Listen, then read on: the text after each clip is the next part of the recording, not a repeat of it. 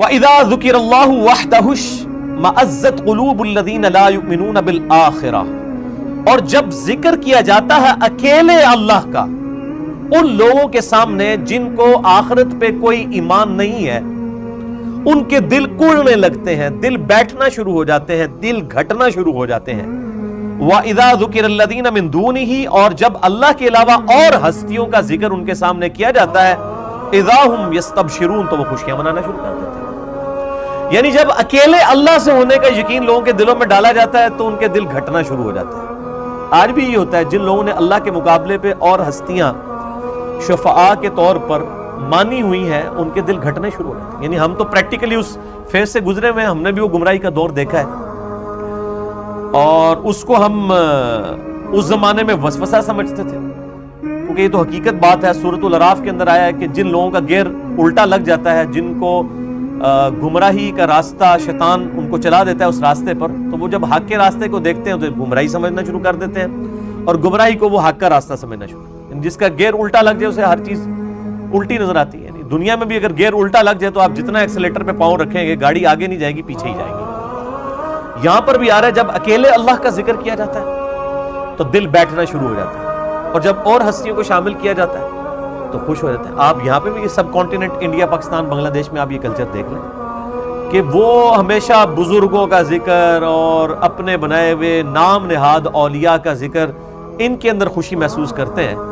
اور آپ دیکھ لیں کہ یعنی ربیع الاول کا مہینہ آئے گا تو میلاد منایا جائے گا، اگر ربیع الثانی کا مہینہ آئے گا تو شیخ عبد القادر جیلانی کی یاد منائی جائے گی، محرم کا مہینہ آئے گا سیدنا حسین علیہ السلام کی یاد منائی جائے گی۔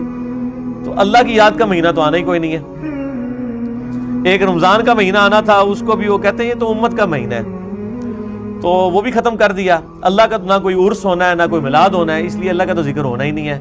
جب اللہ کا ذکر ہونا ہے تو دل گھٹنا شروع ہو جانا ہے۔ وہ ہمارے ایک دوست تھے سیالکوٹ کے اندر، تو وہ نئے نئے کتاب و سنت کے منہج پر آئے، تو وہ ایک بریلوی مکتبہ فکر کی مسجد کے اندر امامت کروایا کرتے تھے، لیکن وہ ظاہر ہے کہ اپنی عقیدہ توحید کے اعتبار سے جو اصلاح ہو چکی تھی، اس حوالے سے وہ طریقے سے یعنی پبلک تک بات پہنچاتے تھے۔ نماز وہ یعنی رفع الیدین کے بغیر پڑھتے تھے کہ شاید 2-4 بندوں تک میری بات پہنچ جائے، چونکہ امامت بھی کروا رہے تھے۔ تو جب انہوں نے درس قرآن کا سلسلہ شروع کیا تو اسی مسجد کے جو بڑے بوڑھے ہیں انہوں نے کہنا شروع کر دیا، تسی ہر ٹائم اللہ نو ہی توندے رہندے ہو، کو بزرگاں دا بھی ذکر کریا کرو۔ یعنی یہ ان کے الفاظ تھے، وہ کہتے ہیں اللہ نو توندے رہندے ہو، یعنی وہ محاورتاً یہ بات کہ آپ ہر وقت اللہ ہی کا ذکر کرتے ہیں، کو بزرگاں دا بھی ذکر کرو۔ اور بزرگ بھی وہ جن کو انہوں نے بزرگ کلیم کیا ہوا ہے، جن کے لیے نہ اللہ نے کوئی سند نازل کی، نہ نبی علیہ السلام نے کوئی سند ان کے لیے بیان فرمائی۔ یعنی صرف اولیاء اللہ جو ہیں وہ تو وہی ہیں جن کو نبی علیہ السلام ڈکلیئر کریں گے، اور وہی کے ذریعے ہمیں پتہ ہے کہ صرف صحابہ اور اہل بیت کے لیے ہم ولایت کلیم کر سکتے ہیں۔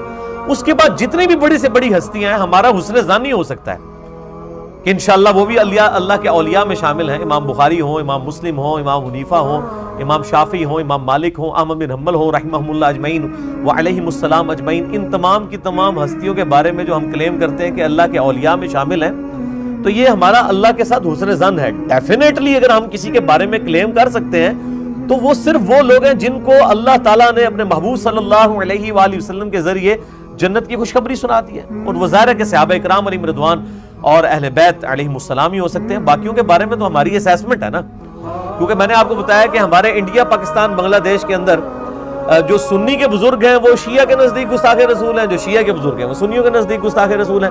پھر سنیوں کے اندر جتنے ایک فرقے بن گئے ہوئے ہیں، بریلوی، دیوبندی، اہل حدیث، اور پھر مزید آف شوٹس حنفی، شافعی، مالکی، حنبلی، تو ان سب لوگوں نے تو اپنے اپنے بزرگ کھڑے کیے ہیں، دوسروں کے بزرگوں کو بزرگ ماننے کے لیے تیار نہیں، ان کو گستاخ رسول اور مشرک کے فتوے لگاتے ہیں، اور اپنے بزرگوں کو بڑھا چڑھا کر بیان کرتے ہیں۔ تو بزرگی پہ تو یہ خود بھی متفق نہیں ہے۔ تو اللہ فرماتا ہے جب ان کی بزرگ ہستیوں کا ذکر کیا جاتا ہے تو یہ پھر خوشیاں منانا شروع کر دیتے ہیں۔ کتنی بڑی توہین کر رہے ہیں پیغمبروں کی، یہ اپنے باپوں کو پیغمبروں سے بڑا سمجھتے ہیں۔ انبیاء تو کریں کہ یا اللہ ہمیں اپنی جان کی فکر ہے، اور بابے کہیں کہ میں نے اس وقت تک جنت میں نہیں داخل ہونا جب تک کہ اپنے سارے مرید نہ لے جاؤں۔ یہ کہیں عقل میں بیٹھتی ہے؟ بخاری اور مسلم دونوں میں حدیث موجود ہے، اللہ کے محبوب صلی اللہ علیہ وآلہ وسلم فرماتے ہیں کہ قیامت کے دن اناؤنسمنٹ ہوگی کہ جہنمی اور جنتی الگ کر دیے جائیں. یہ حضرت آدم علیہ السلام کی ڈیوٹی لگائی جائے گی کیونکہ وہ جد امجد ہیں سب کے. تو پوچھیں گے یا اللہ کتنے جہنمی اور کتنے جنتی؟ تو اللہ تعالیٰ فرمائے گا ہر 1000 میں 999 دوزخ میں جانے والے اور صرف ایک جنتی. بخاری مسلم دونوں میں حدیث ہے کوئی شخص محض اپنے اعمال کی بنیاد کے اوپر جنت میں داخل نہیں ہو سکے گا. صحابہ نے جرت کر کے پوچھا اے اللہ کے نبی کیا آپ بھی؟ اس کائنات میں سب سے بہتر اعمال جس شخصیت کے ہو سکتے ہیں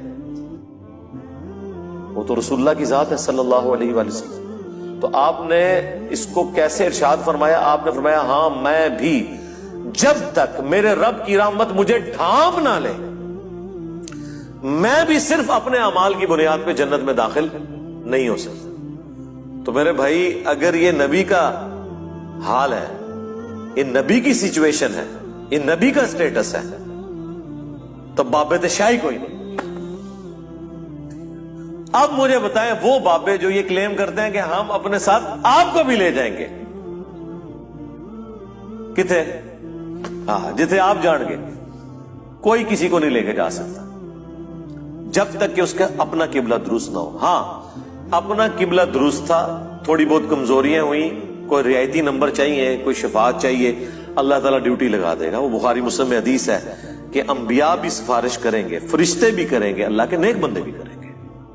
اس سے کسی کو انکار نہیں ہے. لیکن یہ نہیں ہو سکتا کہ آپ دیدہ دلیری کی زندگی گزاریں اور پھر شفاعت کے امیدوار ہو جائیں. Not at all.